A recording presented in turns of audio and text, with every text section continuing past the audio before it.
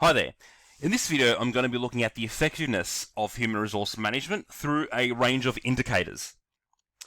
So let's look at indicators here. So now, indicators can be compared to those of best practice businesses or internal divisions to determine the strengths, weaknesses, known as benchmarking. Okay.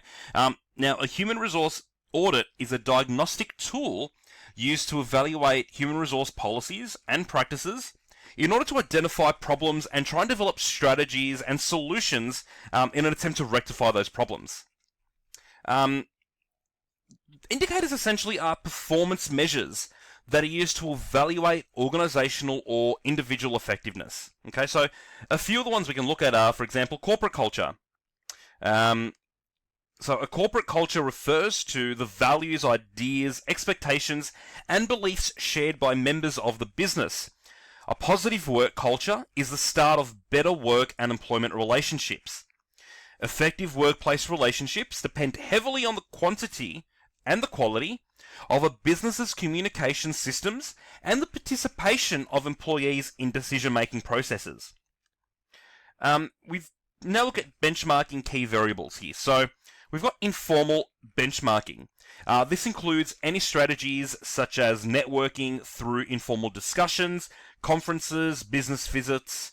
Performance benchmarking involves comparing the performance levels of a process or an activity with other businesses. Best practice benchmarking involves comparing performance levels with those of another best practice business in a specific area. And a balanced scorecard benchmarking. This is used for measuring whether the activities of a business are meeting its objectives established in its strategic plan. So we can use human resource audits here in order to sort of benchmark these variables.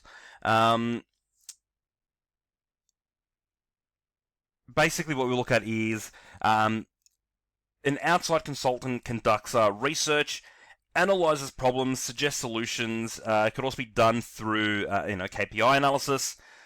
We've also then got quantitative measures.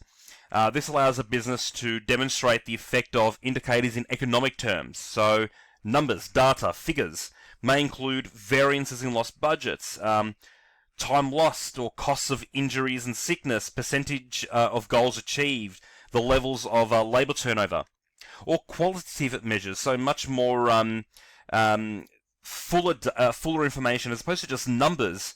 A bit more of a fuller look here. Comes through surveys, feedback, physical evidence. Could include things like absenteeism, boredom, lack of training, industrial disputes, performance appraisals. So some of these indicators, we've got changes in staff turnover. Now, staff may leave to seek new opportunities or to avoid a toxic environment. Staff turnover refers to the separation of employees from an employer either voluntarily or involuntarily. Now, some turnover is needed in order for a business to be stimulated in terms of new, fresh ideas coming in. However, when there's too many, then that should be ringing alarm bells. That's a warning sign. Okay, any major changes should be a warning sign for a business. We've got absenteeism. This refers to employee absences on an average day without sick leave or leave approved in advance. So basically, they just don't show up to work. They just don't come in. Now, high levels of this may indicate that workers are unhappy, or there might be some conflict in the workplace. Firms need to have high staffing levels to combat the loss of productivity due to absenteeism. However, that then also increases costs. Accidents. Now, there are a range of accidents and injuries that can occur in a workplace, particularly in the more physically intense jobs. Road crashes are the most common, along with lifting, pulling, pushing, or being hit by something. An indicator for accidents may include the lost time injury frequency rate, or LTIFR. This looks at events that cause one day or shift or more to be lost from work. Now, the best practice businesses, in order to avoid accidents, have regular safety audits, build a culture of safety and open communication, provide careful induction and training, and consult with employees about any changes. The levels of disputation can also be an indicator of the effectiveness of human resource management.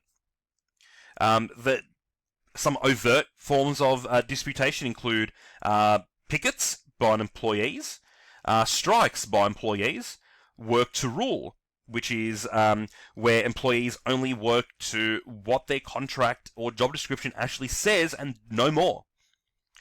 Go slow, where they literally just slow down. Or lockouts, which are more employee-based, and dismissals, which are employer-based.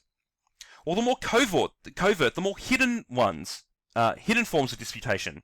Absenteeism by employees, you just don't show up. Theft and sabotage.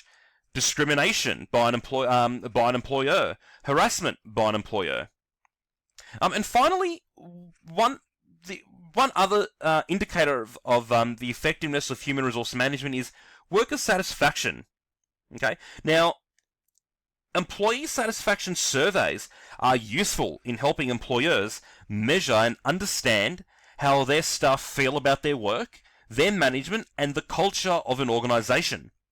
This is a key factor in employee commitment, job performance, and staff turnover.